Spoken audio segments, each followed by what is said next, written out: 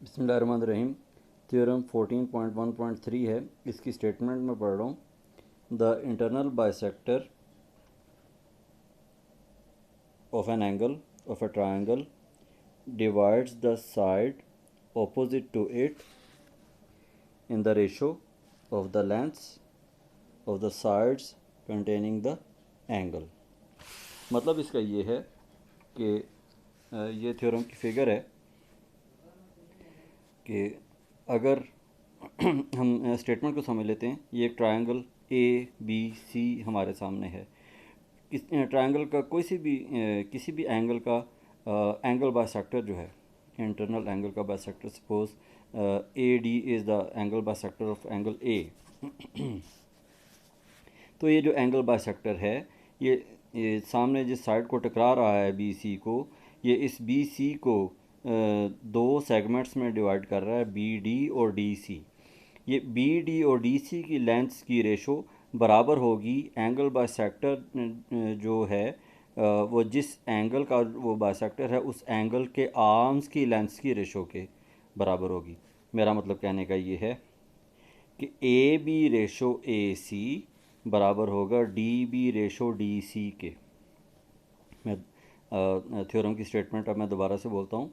किसी भी ट्रायंगल के एंगल का बाइसेक्टर सामने वाली साइड को जो दो सेगमेंट्स में डिवाइड करता है, उन सेगमेंट्स की लेंथ्स की रेशो बराबर होती है उस एंगल के एंगल बाइसेक्टर जिस एंगल का है उस एंगल के दोनों आर्म्स की लेंथ्स की रेशो के बराबर होती है।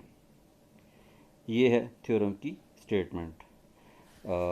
इसमें दिया हुआ ये है कि in triangle A B C internal angle bisector of angle A meets C B at the point D. This is given. यानी एक ट्रायंगल ए बी सी दी हुई है और एक एंगल ए का एंगल बाइसेक्टर ए डी है जो बी सी साइड को पॉइंट डी पर टकरा रहा है। इसको हम एक और तस्वीर में भी देख लेते हैं। देखें कि ए डी जो है, ये ट्रायंगल ए बी सी में ए डी एंगल ए का एंगल बाइसेक्टर है। तो आप देखें कि ये जो सामने सी बी को जो जिन सेगमेंट्स में डिवाइड कर रहा है, ये देखें कि ए सी रेशो ए बी बराबर है C D ratio D B के। आप देख रहे हैं कि ए बी लेंथ लंबी है और इसी तरह इसमें राइट साइड वाली डी बी लेंथ भी उसी हिसाब से उसी रेशो से लंबी है। और अगर ट्रायंगल के इस एंगल ए के आर्म में ए सी आर्म अगर छोटा है तो इस साइड वाली सी डी जो सेगमेंट है ये भी छोटी है। यानी ए सी रेशो ए बी बराबर होगा C D ratio D B के, या यूँ कह लें ए बी रेशो ए सी बराबर होगा B D ratio D C के। ये है थ्योरम की स्टेटमेंट।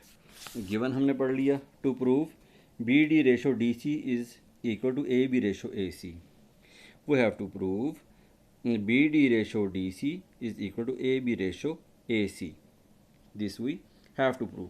कंस्ट्रक्शन ये करते हैं कि draw a line segment B E parallel to D A to meet C A produced at E. Construction ये करें कि बी ई लाइन ड्रॉ करें जो ए डी के या डी ए के पैरेलल हो, और सी ए को अगर बढ़ा दिया जाए पॉइंट ई तक तो बी ई लाइन सी ए को टच करे पॉइंट ई पर। कंस्ट्रक्शन हमने ये की कि हमने, तो मैं सादा अल्फाज में बताता हूँ, डी ए एंगल बाइसेक्टर जो था इसके पैरेलल हमने बी से एक लाइन ड्रॉ की जो सी ए को पॉइंट ई पर टकरा रही है, और हमने एंगल्स के नाम रख दिए हैं एंगल 1, एंगल 2, एंगल 3, एंगल 4। ये है कंस्ट्रक्शन। चलिए अब हम इसका प्रूफ स्टार्ट करते हैं।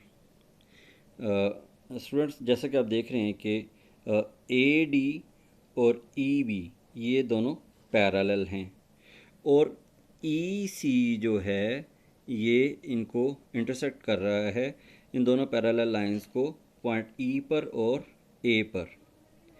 तो इसमें एंगल 2 और एंगल 1 जो हैं ये फिर कॉरस्पॉन्डिंग एंगल होंगे। इसको, ये जो चीज़ है ये मैं आपको अलहदा तस्वीर में दिखाता हूँ। ए डी और ई बी दो पैरेलल लाइनें और ई सी फिर एक ट्रांसवर्सल का काम करेगा। हम ये देखते हैं कि ये हैं वो दो पैरेलल लाइनें, ये ए डी और ये ई बी है, ये पॉइंट ई है, ये पॉइंट ए है, और ये है फिगर में हम देख लेते हैं, जैसे ई पर एंगल 2 बन रहा है और ए पर ये वाला एंगल 1 बन रहा है। तो इसको देखें, अलहदा से मैंने बनाया, ये दो पैरेलल लाइनें और ये एक ट्रांसवर्सल का काम करेगा और ये एंगल 2 है और ये वो एंगल 1 है। तो ये दोनों एंगल जो हैं, एंगल 2 और एंगल 1, ये कोरस्पॉन्डिंग एंगल होंगे और कोरस्पॉन्डिंग एंगल कॉन्ग्रुएंट होते हैं। तो ये हमने थ्योरम में लिखा भी कि E D is parallel to A D is parallel to E B and E C intersects them, therefore angle 1 is congruent to angle 2। Again अब हम तस्वीर में देखते हैं कि जैसे कि आप देख रहे हैं कि ये दो पैरेलल लाइनें हैं, ए डी और ई बी दो पैरेलल लाइनें हैं। तो एंगल, तो ये ए बी जो है ये भी एक ट्रांसवर्सल का काम करेगा और एंगल 3 और एंगल 4 जो हैं ये अल्टरनेट एंगल होंगे। इसको मैं आपको एक अलग तस्वीर में दिखाता हूँ।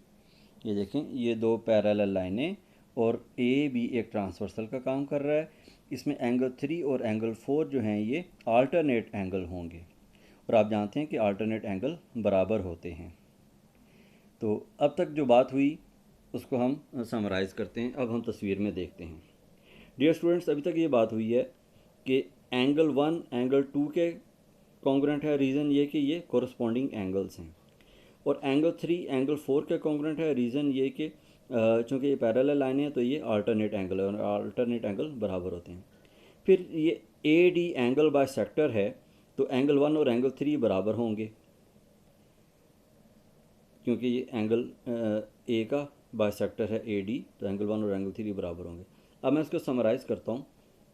एंगल 1 एंगल 3 के बराबर है और एंगल 1 एंगल 2 के भी बराबर है। एंगल 1 एंगल 3 के बराबर है और एंगल 3 एंगल 4 के बराबर है। इसका मतलब है कि एंगल 1 एंगल 4 के भी बराबर है और एंगल 1 एंगल 2 के भी बराबर है। अगर एंगल 1 एंगल 2 के भी बराबर है, रीज़न है कि कोरस्पॉन्डिंग एंगल 1 एंगल 4 के भी बराबर है, तो इसका यह मतलब है कि एंगल 2 और एंगल 4 बराबर हैं।